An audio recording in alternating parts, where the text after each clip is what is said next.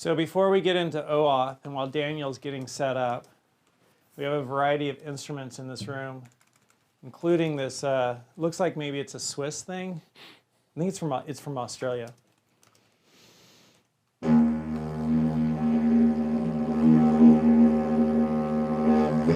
It's a didgeridoo. Maybe play it more fully for you when it's not the beginning of a video.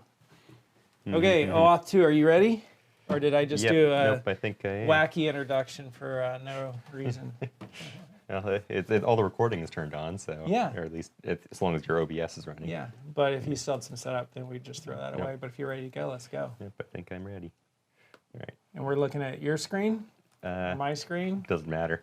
All right, so what is OAuth2? That's a good place to start. Yeah. So OAuth2 is a way to authenticate with another system that's not your own system. So, for example, if my website needs to access your Dropbox, my website would use the OAuth2 flow to authenticate with Dropbox, with your with a user's credentials. So I want you to go use my Dropbox account, your Daniel site, and but I don't want to give you my Dropbox username and password to log in as me. There's this OAuth thing where you could say, give me permission, right? Log in with Dropbox, and then Dropbox will give you some unique ID that says I've authorized you. Yes. Yeah. Okay. So as a flow, OAuth requires several back and forths across the three important servers.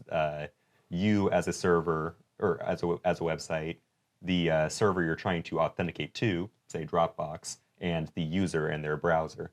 So it's three things that have to be communicating kind of in sync for OAuth2. So it ends up being rather complicated. So the OAuth2 has several ways of making it work, but the most common one is the client credentials method. The other one that's common is implicit. From the point of view of the user, both of them are identical. Client credentials has more security behind it. The implicit, however, works if the implicit one works better though if you're using like a front end only website, like React only with no actual backend.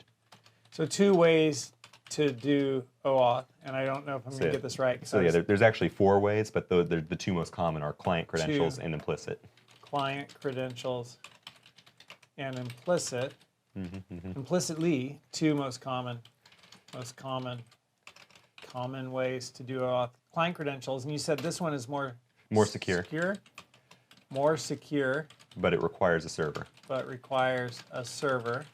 Like, how do you never not require a server? So if you've got like something like a Git site where you don't actually have a server, you're just serving front-end React Vue style data. Oh, got it. Got it. So those can use the implicit way of doing it, but it's less secure. Less secure. And so the entire thing here is OAuth2 allows a user to authorize a second website to do something at a third website. Is that right? First and second and third. Where's the first? One website to do something at another website authorizes one website. A user authorizes one website to do something at another website. Yeah. And so that would be like, give, one website access to your Dropbox account to store files there or retrieve files from there, right? So, maybe we have a site that allows people to store videos on it, and your videos are over on Dropbox. You could say OAuth in, and we'll just pull them from Dropbox over. You don't have to download them to your computer and then upload them to our site. Just give us permission to go into your account on Dropbox, and we'll just go straight over, and you don't have to download to you and then upload to us. We'll just upload straight from Dropbox. But also we use OAuth for... So yeah, the most common use of OAuth is to log in. Yeah, we also use OAuth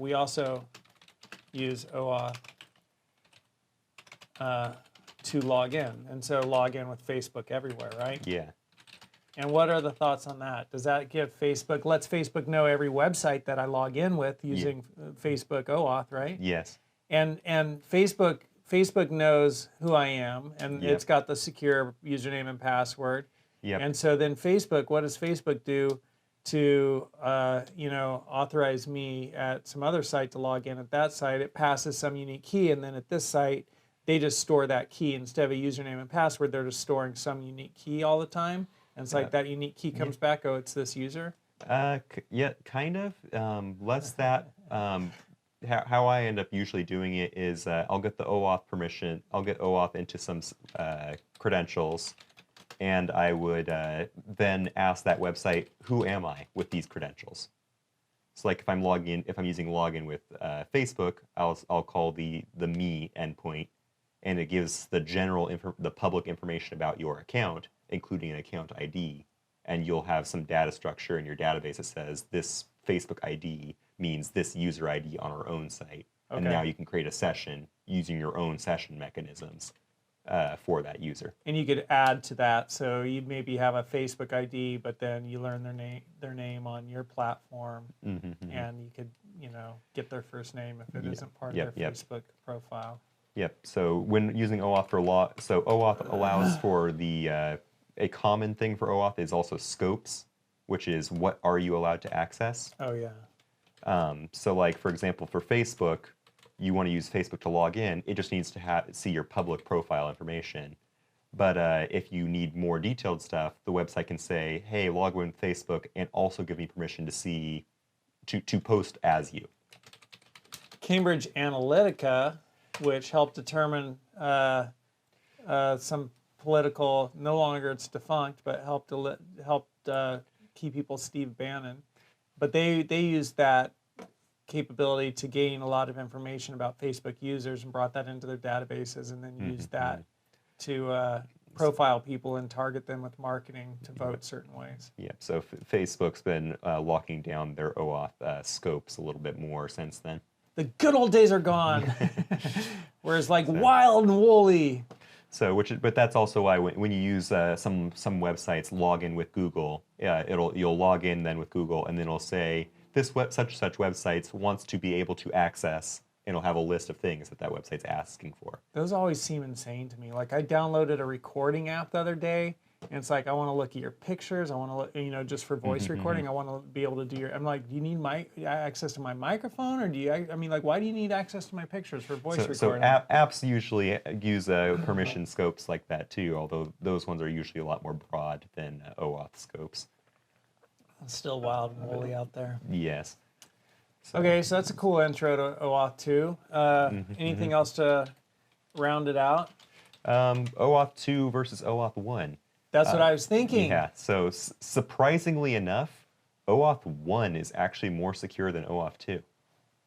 Counterintuitive? Yes, somewhat. So OAuth2 is more general. It works on like mobile as well as on web browsers.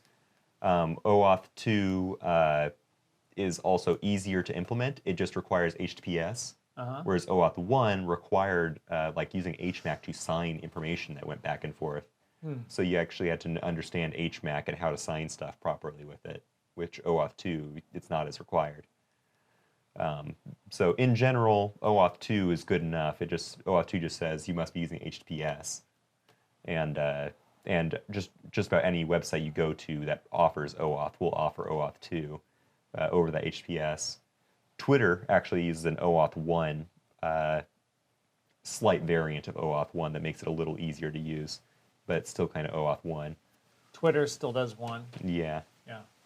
They may have an OAuth2 thing available now, but last I had looked, they were still doing OAuth1. So. All right. So. Interesting stuff, and a whole Wikipedia page if you want to read it. Yes. Okay, so anything else? Nope. Awesome. And in the next video, if we got time, 3:19, we got like 15 minutes. Is that enough time to jump into the next one, examining OAuth2 package? Let's do it. See you in the next video where we are going to examine the OAuth2 package.